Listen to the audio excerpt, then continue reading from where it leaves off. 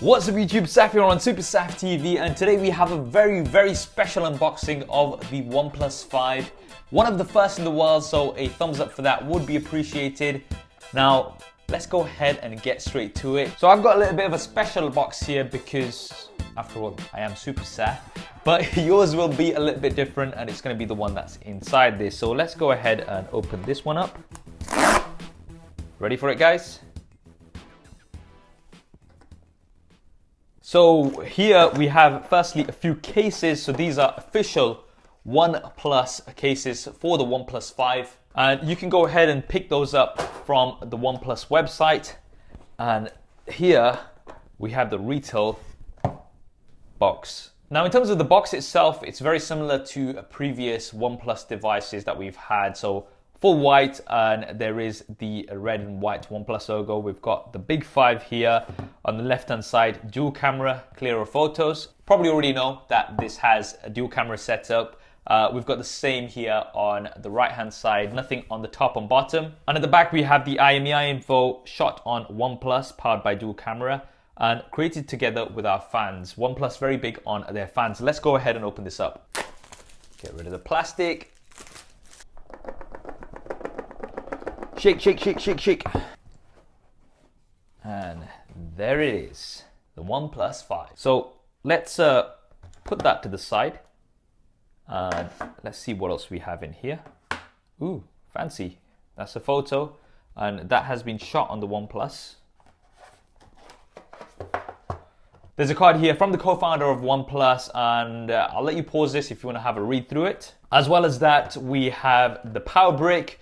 Now, this does support dash charging, which is one of the fastest charging methods that I've found. And there is a red cable. So this is USB Type A to USB Type C. And in this little pack here, got a quick starter guide, some safety info, and the SIM card ejector tool. Is there anything else in here? Nope, that's all. Actually, there are some stickers here. So we've got a shot on OnePlus sticker, Never Settle, which is the tagline, as well as the OnePlus logo. Almost missed that out. Now, let's go ahead and get to the phone itself, which is what all of you are waiting for. So we'll get rid of the protector at the back and also this sticker. And there it is, the OnePlus 5. We've seen lots of leaks and rumors, so it's finally nice to have it in hand. This is the midnight black color. There's also a slate gray color available. Let's power this on and then I'll talk you through it. So at the front, there is a 5.5-inch Amoled display. So you're gonna get really nice deep blacks, but it is 1080p, so full HD. They've not gone for Quad HD. OnePlus haven't done that in the past, and it doesn't look like they're gonna be doing that anytime soon. 401 PPI is still pretty good though. At the top is an earpiece, some sensors, as well as a 16 megapixel front-facing camera with an f2.0 aperture and electronic image stabilization. We've also got a pre-applied screen protector on here, which is always a nice touch, and there is the fingerprint scanner here at the bottom, which is super fast, and from the previous OnePlus devices that I've tested, this is very fast and accurate. There are some capacitive buttons on the left and right, and you can customize these as well, so you can even switch to on-screen buttons if you so pleased to do so. On the top, we don't actually have anything, but you'll see that this is very thin. This is just 7.25 millimeters thin. This is the thinnest OnePlus device that we've had so far. At the bottom is a 3.5 millimeter headphone jack. I know a lot of you guys will be pleased that this is still here. There's a mic, there's a USB Type-C connector, and there is also a single bottom firing speaker. On the right hand side is a power button as well as the SIM card tray.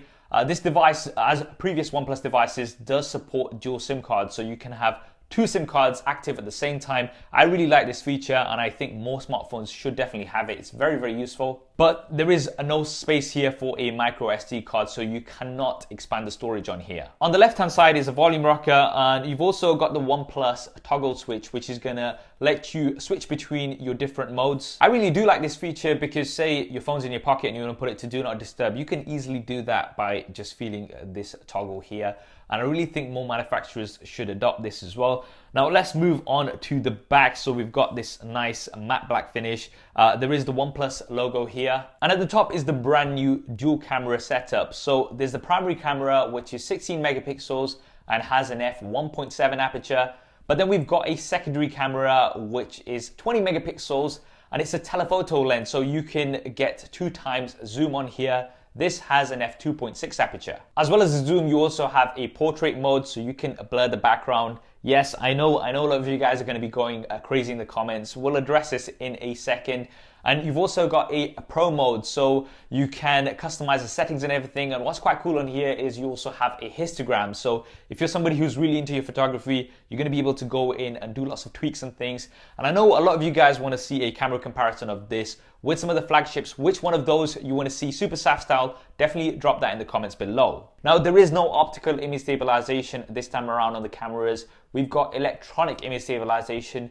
I'll see how well that works. I mean, there's other devices that have great cameras with no optical image stabilization. One example is the Google Pixel. So this still could be pretty promising. Now, for the operating system, you've got Oxygen OS on top of Android 7.1.1. It's definitely one of the better skins in my opinion, not too intrusive, but it does provide some nice customizations. And in terms of other features, you've got a 3300 mAh battery, which is supposed to give you around 20% more usage because of the optimizations compared to the OnePlus 3T. There's Bluetooth 5.0, so you can connect to 2 devices at one time. That's definitely nice. Now, another cool thing about the OnePlus 5 is that it supports 34 GSM networks. That's a lot more than many of the devices. And in theory, this means that you're going to be able to travel with this and you're going to be able to pick up the networks. It's not going to be a case where if you buy a US model of a device and bring it over to the UK and you might not get 4G LTE and things like that. This has been the case on some of the previous devices. I'm definitely looking forward to having this with the dual SIMs. This should be very, very useful. This is being powered by the Snapdragon 835, the latest and greatest processor. And in terms of RAM and storage, we've got 6 GB with 64 GB of storage. And then we've got the whopping 8 GB RAM version with 128 GB of storage. In terms of pricing for the 6 GB RAM version, you're looking at £449 or $479. And for the 8 GB of RAM version with 128 GB of storage, you're going to be looking at £499 here in the UK or $539. I am sure pretty much that most of you will be interested in this version. Now, yes, it's more expensive compared to previous OnePlus devices.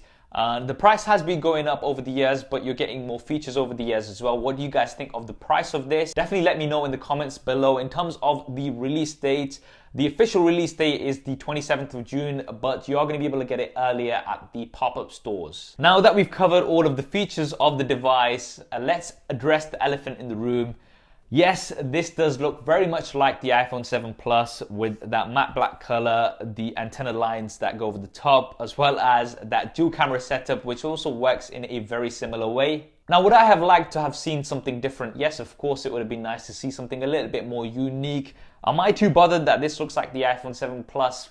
I guess not too much. What do you guys think of that? Definitely drop me a comment below and let me know. Now, I'm really looking forward to putting it through its paces and really checking out what this device can offer. Camera tests, speed tests, as well as some battery tests, etc. If there's anything in particular that you'd like to see, definitely drop that in the comments below. I hope you enjoyed this video and found it useful. If you did, then please do hit that thumbs up button for me. It really does help me out. And if you haven't already, then be sure to subscribe and switch on notifications. Make sure you do switch on notifications because there's going to be plenty more content coming up with this, and that way you'll be seeing it all first.